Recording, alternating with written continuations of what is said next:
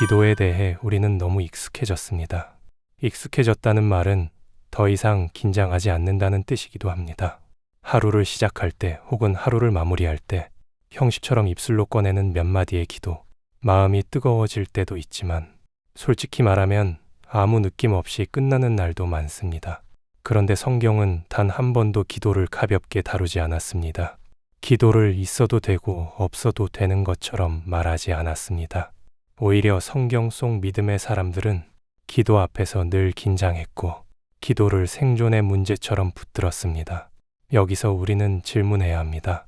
왜 성경은 그렇게까지 기도를 강조했을까요? 왜 예수님은 바쁘고 피곤한 순간에도 사람들을 피해 홀로 기도하러 가셨을까요? 왜 사도들은 박해와 위협 속에서도 기도의 자리를 먼저 지켰을까요? 그 이유는 단순합니다. 기도는 신앙생활의 옵션이 아니기 때문입니다. 기도는 믿음이 좋은 사람이 추가로 하는 행위가 아닙니다. 기도는 살아있는 신앙이 숨쉬는 통로입니다. 기도가 무너지면 말씀을 읽어도 말씀이 들리지 않고 예배를 드려도 마음이 깨어나지 않으며 오래 믿었음에도 불구하고 작은 시험 앞에서 쉽게 흔들리게 됩니다. 많은 신자들이 이렇게 말합니다. 요즘은 마음으로만 기도합니다. 굳이 시간을 정해놓고 하지 않아도 하나님은 아시잖아요. 그러나 정말 그럴까요? 성경은 한 번도 그런 방식의 신앙을 정상이라고 말한 적이 없습니다. 기도를 놓치는 순간 우리는 모르는 사이 하나님과의 거리를 스스로 벌려놓게 됩니다. 눈에 띄는 큰 죄를 짓지 않아도 삶이 무너지지 않아 보여도 영혼은 조용히 메말라가기 시작합니다. 그래서 오늘 우리는 기도를 열심히 해야 하는 이유가 아니라 왜 기도에 목숨을 걸어야 하는가를 이야기하려 합니다. 이것은 열심의 문제가 아닙니다. 의지의 문제가 아닙니다. 신앙의 본질에 관한 문제입니다. 지금부터 나누게 될 세 가지 이유는 기도를 다시 붙잡아야 하는 이유이자 왜 신앙의 마지막 순간까지 기도를 놓치면 안 되는지를 보여주는 성경적인 답입니다. 이 이야기를 들으시면서 혹시 마음속에 이런 질문이 떠오를지도 모릅니다. 내가 요즘 힘든 이유가 기도를 가볍게 여겼기 때문은 아닐까? 이 질문에서부터 오늘의 말씀은 시작됩니다. 자, 그럼 시작하겠습니다. 첫 번째 이유, 기도는 하나님과의 연결선이기 때문입니다. 우리는 흔히 기도를 이렇게 생각합니다. 무언가가 필요할 때 하나님께 요청하는 시간, 문제가 생겼을 때 도움을 구하는 수단, 마음이 답답할 때 위로를 얻기 위한 영적 대화, 이런 이해가 완전히 틀린 것은 아닙니다. 그러나 성경이 말하는 기도의 본질은 이보다 훨씬 깊고 근본적인 차원에 있습니다. 기도는 요청 이전의 연결입니다. 기도는 하나님과 나 사이를 이어주는 영적 생명선과도 같은 통로입니다. 성경을 보면 믿음이 흔들린 사람들의 공통점이 있습니다. 그들은 먼저 죄를 짓지 않았습니다. 말씀을 부정하지도 않았습니다. 교회를 떠나지도 않았습니다. 그런데 어느 순간 기도가 사라졌습니다. 기도 시간이 줄어들고 기도의 자리가 형식이 되고 마침내 오늘은 안 해도 되겠지라는 생각이 자연스러워졌습니다. 이때부터 영혼은 서서히 약해집니다. 눈에 보이는 변화는 거의 없습니다. 오히려 겉으로는 멀쩡해 보입니다. 예배도 드리고 말씀도 듣고 신앙생활도 계속합니다. 그러나 내부에서는 아주 중요한 일이 벌어지고 있습니다. 하나님과의 연결이 느슨해지고 있는 것입니다.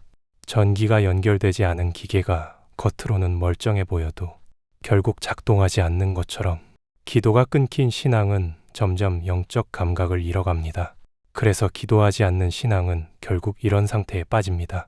말씀을 읽어도 마음이 움직이지 않고 설교를 들어도 깊이 남지 않으며 예배를 마치고 돌아서면 아무 일도 없었던 것처럼 일상으로 돌아옵니다. 이것은 믿음이 없어서가 아닙니다. 하나님을 사랑하지 않아서도 아닙니다. 연결이 약해졌기 때문입니다. 성경은 이 연결을 결코 가볍게 다루지 않습니다. 하나님은 언제나 사람이 먼저 다가오기를 기다리시는 분이 아니라 이미 가까이 계신 분이십니다. 문제는 하나님이 멀어진 것이 아니라 우리가 연결을 놓쳤다는 데 있습니다. 기도는 하나님을 설득하는 시간이 아닙니다. 하나님의 뜻을 바꾸는 도구도 아닙니다. 기도는 하나님과 같은 방향을 바라보게 만드는 자리입니다. 그래서 기도가 끊기면 사람은 점점 자기 생각에 확신을 갖게 됩니다. 자기 판단이 옳아 보이고 자기 감정이 기준이 되며 자기 경험이 진리가 됩니다. 이 상태가 오래 지속되면 신앙은 점점 하나님 중심이 아니라 나 중심으로 변해갑니다. 기도가 없는 신앙은 하나님을 믿는 신앙이 아니라 하나님을 참고 자료로 삼는 신앙이 됩니다. 그래서 성경 속 믿음의 사람들은 기도를 생명처럼 붙들었습니다. 기도가 사라지는 순간 하나님과의 관계가 흐려진다는 것을 너무도 잘 알고 있었기 때문입니다. 기도는 믿음이 좋을 때 더 많이 하는 것이 아닙니다. 오히려 기도는 믿음을 지켜내기 위해 끝까지 붙들어야 하는 마지막 연결선입니다.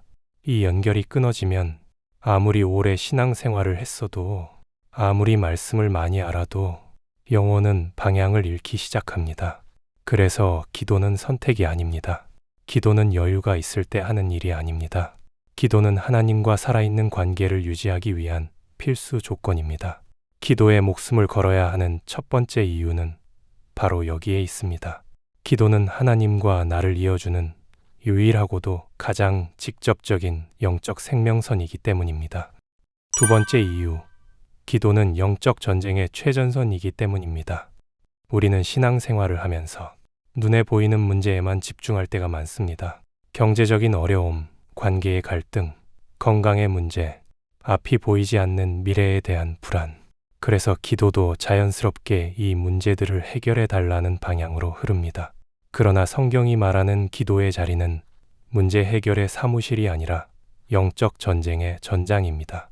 성경은 분명하게 말합니다. 우리가 상대하는 싸움은 혈과 육에 속한 것이 아니라고 말입니다. 눈에 보이는 상황 뒤에는 보이지 않는 영적 충돌이 존재합니다. 이 사실을 알면 한 가지 질문이 생깁니다. 그렇다면 사탄은 신자를 어떻게 무너뜨릴까요? 흥미롭게도 사탄은 처음부터 큰 죄로 공격하지 않습니다. 신앙을 한순간에 무너뜨리려 하지도 않습니다. 그가 가장 먼저 노리는 것은 기도입니다. 기도가 무너지면 나머지는 시간이 해결해 주기 때문입니다. 기도가 약해지면 분별력이 흐려집니다. 기도가 끊기면 영적인 감각이 둔해집니다. 기도가 사라지면 마음의 방어선이 무너집니다. 그래서 어느 날 갑자기 이전에는 아무렇지 않게 넘겼던 유혹이 이상하게 크게 느껴집니다. 작은 말 한마디에 마음이 흔들리고 사소한 상황에 분노가 치밀고 이유 없이 믿음이 무거워집니다. 사람들은 이것을 요즘 내가 예민해졌나 보다 라고 말합니다. 환경이 힘들어서 그런 것 같다고 생각합니다. 그러나 그 뿌리를 따라가 보면 대부분 한 가지로 귀결됩니다. 기도의 자리에서 멀어졌다는 사실입니다. 기도는 영적 방어막입니다. 기도는 영혼의 경계선입니다.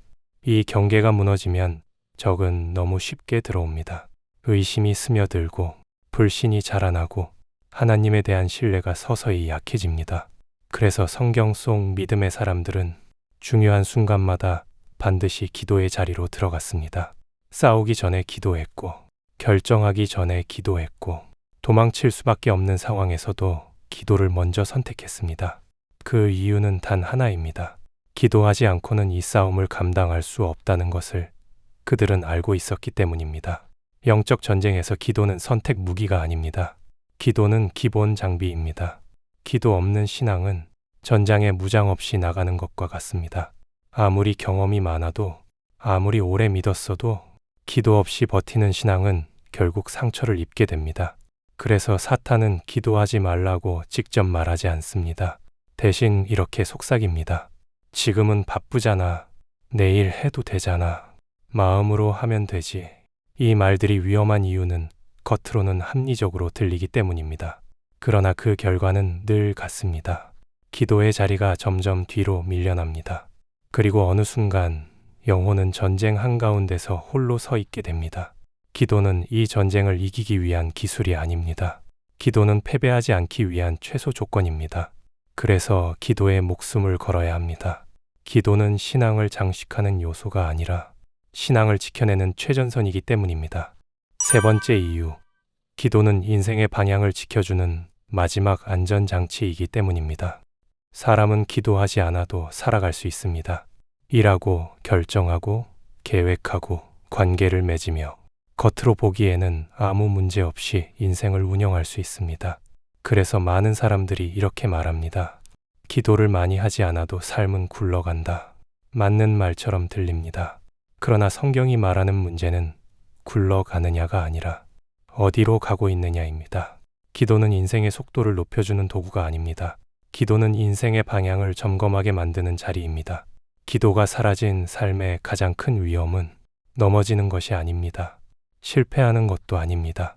아주 열심히, 아주 성실하건 전혀 다른 방향으로 가는 것입니다. 기도하지 않는 사람은 결정을 하지 않는 것이 아니라 기도 없이 결정을 합니다. 하나님의 뜻을 묻지 않는 것이 아니라 자신의 경험과 판단을 기준으로 삼습니다. 이 과정은 매우 자연스럽습니다. 그래서 더 위험합니다. 처음에는 작은 선택입니다. 이 정도는 괜찮겠지. 다들 이렇게 하니까 내가 판단해도 충분해. 기도의 자리가 사라진 상태에서 이런 선택들이 반복되면 어느 순간 인생의 방향은 하나님이 원하시는 길과 조금씩 어긋나기 시작합니다. 문제는 이 어긋남이 즉각적인 고통으로 나타나지 않는다는 데 있습니다. 오히려 처음에는 더 편해 보일 수도 있습니다. 더 합리적이고 더 효율적이며 더 현실적인 선택처럼 보입니다. 그러나 시간이 지나면 설명하기 어려운 공허함이 찾아옵니다. 겉으로는 잘 사는 것 같은데 마음 깊은 곳에서 뭔가 잘못 가고 있다는 신호가 울리기 시작합니다. 이때 많은 신자들이 혼란을 겪습니다. 왜 나는 열심히 살았는데도 마음에 평안이 없을까? 왜 신앙생활을 오래 했는데도 결정 앞에서 늘 불안할까? 그 이유는 간단합니다. 기도라는 안전장치가 작동하지 않았기 때문입니다. 기도는 하나님께 답을 받아내는 시간이 아니라 내가 서 있는 자리를 점검하는 시간입니다. 내가 지금 어떤 기준으로 판단하고 있는지, 무엇을 가장 중요하게 여기고 있는지, 내 마음의 중심이 어디를 향하고 있는지를 정직하게 드러내는 자리입니다. 그래서 기도하는 사람은 결정을 쉽게 하지 않습니다. 결정을 미루기 때문이 아니라 방향을 확인하기 때문입니다. 반대로 기도하지 않는 사람은 결정을 빨리 내릴 수 있습니다. 그러나 그 빠른 결정이 항상 옳은 방향이라는 보장은 없습니다. 성경 속 많은 인물들이 기도의 자리에서 방향을 바로 잡았습니다. 이미 정해진 길이 있었고 이미 움직이던 상황이 있었지만 기도를 통해 멈추었고 기도를 통해 다시 돌이켰습니다. 기도는 인생을 멈추게 하는 브레이크가 아니라 추락을 막아주는 안전벨트입니다. 그래서 기도가 없는 신앙은 늘 뒤늦게 후회하게 됩니다. 그때 왜 기도하지 않았을까? 조금만 더 하나님께 물어볼 걸. 기도에 목숨을 걸어야 하는 이유는 바로 여기에 있습니다. 기도는 문제가 터진 뒤에 찾는 비상벨이 아니라 문제가 생기기 전에 방향을 지켜주는 마지막 안전장치이기 때문입니다.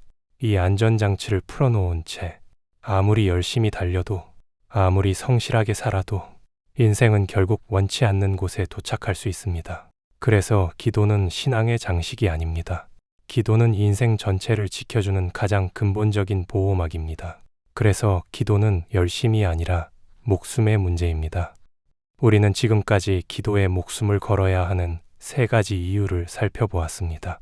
기도는 하나님과 나를 이어주는 연결선이었고 영적 전쟁의 한가운데에서 나를 지켜주는 최전선이었으며 인생이 엇나가지 않도록 붙잡아주는 마지막 안전장치였습니다. 이 세 가지를 하나로 묶으면 결국 한 가지 결론에 도달하게 됩니다. 기도는 신앙생활을 더 잘하기 위한 도구가 아니라 신앙이 살아있기 위해 반드시 필요한 생명선이라는 사실입니다. 우리는 종종 이렇게 말합니다. 마음이 생기면 기도하겠습니다. 여유가 생기면 다시 기도의 자리를 회복하겠습니다. 그러나 성경은 한 번도 기도를 그런 방식으로 다루지 않았습니다. 성경 속 믿음의 사람들은 기도할 여유가 있을 때 기도한 것이 아니라 기도하지 않으면 무너질 것을 알기에 기도의 자리를 포기하지 않았습니다. 그래서 기도는 열심의 문제가 아닙니다. 성격의 문제가 아닙니다. 신앙 연수의 문제가 아닙니다. 기도는 살아있느냐, 메말라 가고 있느냐의 문제입니다. 기도가 살아있으면 상황이 어려워도 중심은 흔들리지 않습니다. 기도가 살아있으면 마음이 무너질 것 같은 순간에도 하나님을 향한 신뢰는 붙들려 있습니다. 반대로 기도가 약해지면 설명할 수 없는 불안이 찾아오고 작은 일에도 마음이 크게 흔들리며 신앙이 점점 무거운 의무처럼 느껴지기 시작합니다. 이것은 믿음이 없는 상태가 아니라 연결이 약해진 상태입니다. 하나님은 여전히 우리 곁에 계시고 말씀은 여전히 동일하며 은혜의 문도 닫히지 않았습니다. 문제는 단 하나, 우리가 그 은혜의 통로 앞에 서 있지 않다는 데 있습니다. 기도는 하나님을 움직이기 위해 존재하지 않습니다. 기도는 하나님 앞에 나 자신을 바로 세우기 위해 존재합니다. 그래서 기도는 문제를 해결하기 전에 나를 다루고 상황을 바꾸기 전에 내 방향을 점검하며 결과를 바꾸기 전에 내 중심을 붙잡습니다. 이 사실을 알게 되면 기도를 대하는 태도는 달라질 수밖에 없습니다. 시간 나면 해야지가 아니라 이 시간을 놓치면 위험하다는 인식으로 바뀝니다. 오늘은 건너뛰어도 되겠지가 아니라 오늘일수록 붙들어야 한다는 고백으로 바뀝니다. 기도는 완벽하게 잘해야 의미가 있는 것이 아닙니다. 길게 해야 효력이 생기는 것도 아닙니다. 기도는 하나님 앞에 서 있느냐, 아니면 그 자리에서 벗어나 있느냐의 문제입니다. 그래서 오늘 이 말씀의 결론은 부담을 주기 위함이 아닙니다. 죄책감을 만들기 위함도 아닙니다. 다만 한 가지를 분명히 하고 싶습니다. 기도를 가볍게 여기는 순간 신앙 전체가 가벼워지기 시작한다는 사실입니다. 반대로 기도를 다시 붙드는 순간 무너졌던 질서가 조금씩 회복되기 시작합니다. 흐려졌던 기준이 선명해지고 흔들리던 마음의 중심이 돌아옵니다. 오늘 이 말씀을 들으면서 마음속에 이런 생각이 들었다면 그것으로 충분합니다. 내가 요즘 힘든 이유가 기도를 놓았기 때문일 수도 있겠구나.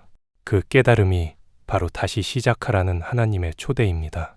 기도에 목숨을 거는 신앙은 특별한 사람이 하는 신앙이 아닙니다. 무너지지 않기 위해 기도를 붙드는 평범한 신자의 선택입니다. 오늘 다시 그 자리로 돌아가십시오. 완벽하지 않아도 괜찮습니다. 말이 잘 나오지 않아도 괜찮습니다. 그저 하나님 앞에 서는 것, 그 자리로 돌아가는 것, 그것이 바로 신앙이 다시 살아나는 시작입니다.